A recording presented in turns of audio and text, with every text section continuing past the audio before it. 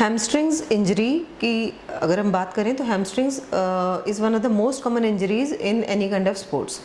And hamstrings होती क्या है, हमारे थाई के पीछे के एरिया में जो मसल्स पाई जाती हैं। It's a group of 4 muscles जिन्हें हम हैमस्ट्रिंग्स कहते हैं। साथ में मीडियल यानी कि भीतरी हिस्से में, पीछे थाई में, पीछे भीतर वाले हिस्से में जो मसल्स होती हैं सेमी मेम्ब्रेनोसस, सेमी टेंडिनोसस, और बाहरी हिस्से में बाइसेप्स फेमोरिस का लॉन्ग हेड और शॉर्ट हेड।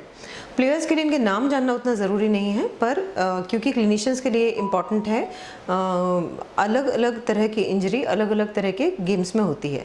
जैसे कि स्प्रिंट्स के दौरान यानी तेज़ भागने और सडन एक्सेलरेशन और सडन डेसेलरेशन के दौरान जो इंजरीज होती हैं वो जनरली बाहरी हिस्से में यानी कि बाइसेप्स फेमोरिस के टेंडेंस को इन्वॉल्व करती हैं। जनरली ऊपर वाले हिस्से में वो इंजरीज होती हैं। वो एक अचानक से एक बड़े से एक्सीडेंट की तरह होती है, यानी आप सडनली अपना एक्टिविटी लेवल से एकदम नीचे आ जाते हैं। मैक्सिमम बार ऐसा होता है, मगर उनकी रिकवरी भी रिलेटिवली फास्ट होती है। जो अंदर वाले मसल्स के यानी सेमी मेम्ब्रेनोसिस की इंजरीज कॉमनली जिन एक्टिविटीज़ की वजह से होती हैं वो कटिंग और सडन बहुत लंबा स्ट्रेच होना, जैसे कि हम स्लाइड्स करते हैं, ग्लाइड्स करते हैं, या लंबी पैर की स्ट्रेचिंग होती है, उसमें जो इंजरीज होती हैं जनरली मेम्ब्रेनोसिस को इन्वॉल्व करती हैं।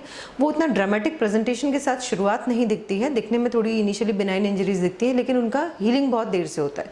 कारण क्योंकि ये इंजरीज जनरली उस मसल के टेंडन को यानी कि सिर्फ ऊपरी हिस्से में जिसमें मसल मास बहुत ज़्यादा नहीं है उसे इंक्लूड करते हुए होती हैं।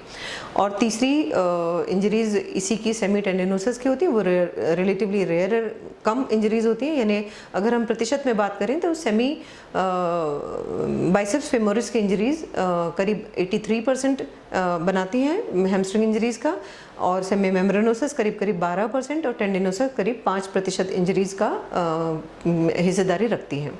अब ये इंजरीज जनरली रोकी जा सकती हैं अगर हमारी बॉडी की तैयारी उसके लिए बेहतर है तो, यानी हमारी मसल की स्ट्रेंथ और फ्लेक्सिबिलिटी यानी कि उसका पावर और उसका लचीलापन दोनों अगर हम अच्छे से मेंटेन कर पाते हैं तो इंजरीज का नंबर कम हो जाता है। इसके लिए बेसिक से लेकर एडवांस तक बहुत सारे एक्सरसाइजेज हैं जिनको हम अपनी कैपेसिटी के अनुसार धीरे धीरे नेचुरली एक सुपरविजन में, यानी आपके फिजिकल थेरेपिस्ट या आपके स्पोर्ट्स मेडिसिन डॉक्टर आपको असेसमेंट करके जो भी लेवल आपका बताएं उसके हिसाब से आप इसे प्रैक्टिस कर सकते हैं और अपने आप को धीरे धीरे ट्रेन कर सकते हैं। तो आज हम बात करेंगे हैमस्ट्रिंग मसल्स के रखरखाव की, जिसमें मदद करेंगे हमारी doctor Deepa, she is physical therapist. इनकी मदद से हम समझेंगे इन चीज़ों को, हमें मसल्स को हमें कैसे स्ट्रेंथन करना है।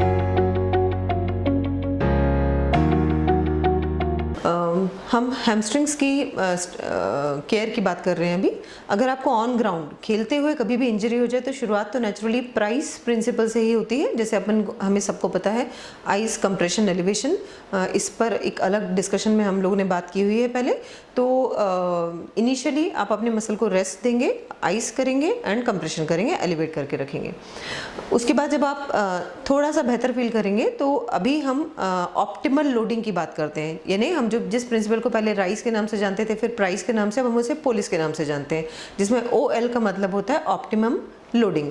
यानी हमें मसल को बहुत लंबा आराम नहीं देना है। जैसे आप थोड़ा बेहतर महसूस करते हैं तो आपको अपने मसल्स का एक्टिवेशन शुरू करना है ताकि वहाँ मसल फाइबर्स जनरेट हो, रादर एक स्कार बन जाए। स्कार से हमारी चिंता क्या होती है कि अभी आप बेहतर हो जाएंगे लेकिन आपको रिकरेंट इंजरीज के चांसेस बढ़ जाएंगे। तो हम शुरुआत करेंगे आइसोमेट्रिक एक्सरसाइजेज से, जिसमें आप आइसोमेट्रिक से तात्पर्य है आइसो यानी सेम, मीटर यानी लेंथ, यानी आपकी मसल की लेंथ उतनी ही रहती है, आपको कोई विजिबल मूवमेंट नहीं दिख रहा होता है लेकिन मसल अपने आप में कॉन्ट्रैक्ट कर रही होती है, जिसको आप फील कर सकते हैं। आइसोमेट्रिक का उद्देश्य क्या होता है?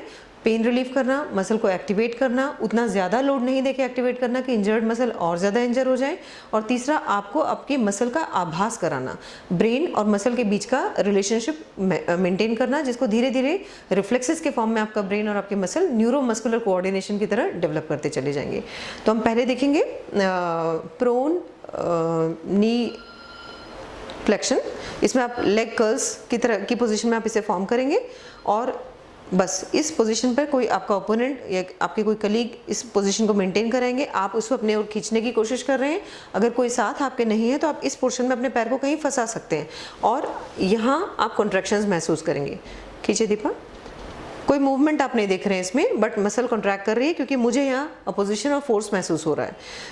इसको जब आप सेंटर में रखते हुए, अपने फुट को आप सेंटर में रखते हुए खींचेंगे तो आप पूरी की पूरी हैमस्ट्रिंग्स मसल से पुल कर रहे हैं।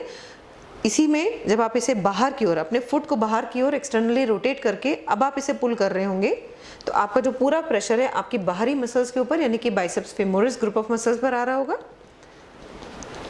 इसे जब आप इंटरनली रोटेट करके अपनी ओर खींचेंगे तो आपका जो पुल है, यानी आपका कॉन्ट्रैक्शन है, आप अपनी भीतरी मसल्स पर, यानी सेमी मेम्ब्रेनोसस और टेंडिनोसस मसल्स पे फील कर पाएंगे। जैसे भी हमने देखा आइसोमेट्रिक हैमस्ट्रिंग्स कॉन्ट्रैक्शन, इसे 3 वैराइटीज हमने करने देखा।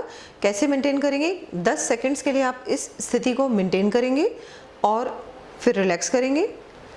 ऐसे आप 10 रिपीटिशंस करेंगे और दिन में 3 सेट्स आप सेम रिपीटिशन के लगा सकते हैं। आइसोमेट्रिक हैमस्ट्रिंग्स कॉन्ट्रैक्शंस के लिए हम दूसरा वेरिएशन जो यूज़ कर सकते हैं, आप एक ऐसे चेयर के सामने खड़े हो सकते हैं। जो आपका इंजर्ड लेग है, जिसको आप ट्रीट कर रहे हैं अभी, उस वाले फुट को आप ऊपर रखेंगे।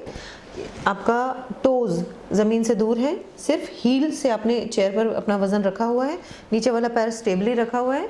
बॉडी आपकी, यानी कि जो पीठ है वो स्ट्रेट होनी चाहिए, ऐसे कर्व्ड या झुकी हुई नहीं होनी चाहिए। टमी इन होनी चाहिए, यानी कि कोर एंगेज्ड होनी चाहिए। बेली बटन को आप खींच के रखेंगे, कोर एंगेज रखेंगे, अपना फॉर्म ठीक से मेंटेन रखेंगे और इस स्थिति में आप अपने हील से, जैसे हम हील से डिग कर रहे हो, खोद रहे हो, इस तरीके से अपना प्रेशर आप इस चेयर के ऊपर देंगे। इस सिचुएशन को, इस पोजीशन को आप 10 सेकेंड्स के लिए मेंटेन करेंगे, फिर रिलैक्स कर देंगे। ऐसा आप 10 रिपीटिशंस तक करेंगे। ये फॉर्मेट जब आपका पैर सामने की ओर, फुट सामने की ओर जा रहा है, ये पूरे के पूरे हैमस्ट्रिंग ग्रुप पर काम कर रहा है। हमने जैसे पहले सीखा था, अगर आप इसे इंटरनली रोटेट कर लेंगे और अब आप इसे प्रेस करेंगे तो आपका इनर मसल्स पर ये वर्क कर रहा होगा। जब आप फुट को अपने बाहर की ओर रोटेट कर लेंगे और हील से डिग करेंगे तो ये आपके आउटर हैमस्ट्रिंग्स मसल्स पर वर्क कर रहा होगा। आइसोमेट्रिक हैमस्ट्रिंग्स के लिए तीसरा वेरिएशन जो हम लोग कॉमनली यूज़ कर सकते हैं या करते हैं, उसके लिए आप इस पोजीशन में अपने आप को नीलिंग पोजीशन में रखेंगे। पीछे वाला पैर आपका स्ट्रेट नीचे है, कंफर्टेबली आपने इसको रखा हुआ है। घुटने पर प्रेशर बचाने के लिए आप कोई छोटा कुशन या टाल उसके नीचे रख सकते हैं, या आप पूरे का पूरा मैट पर ही एक्सरसाइज कर सकते हैं। आगे वाला फुट आपने ऐसे 90 डिग्री में जोड़ा हुआ है, बॉडी आपका स्ट्रेट है, टमी आपका इंगेज्ड है, बैक स्ट्रेट है। इसमें आप फुट को, यानी टोज को अपने ऊपर उठाएंगे, यानी हील से आप सारा प्रेशर ज़मीन पर दे रहे हैं और अगेन हील से डिग करने की कोशिश करेंगे। वैसे ही जैसे हमने पहले किया था, स्ट्रेट फुट को रखते हुए, फुट को अंदर की ओर मोड़ते हुए, फुट को बाहर की ओर मोड़ते हुए, इस तरीके से आप पूरा या स्पेसिफिकली एक मसल के ऊपर डायरेक्टेड प्रेशर लगा सकते हैं। जैसे हमने पहले बात की, एक बार में जो आप डिगिंग प्रेशर लगाएंगे वो 10 सेकेंड्स के लिए मेंटेन करेंगे। आप स्ट्रेच यहाँ नीचे महसूस कर पाएंगे और फिर रिलैक्स करेंगे। सेम चीज़ को आप 10 रिपीटिशंस तक रिपीट करेंगे। Thank you.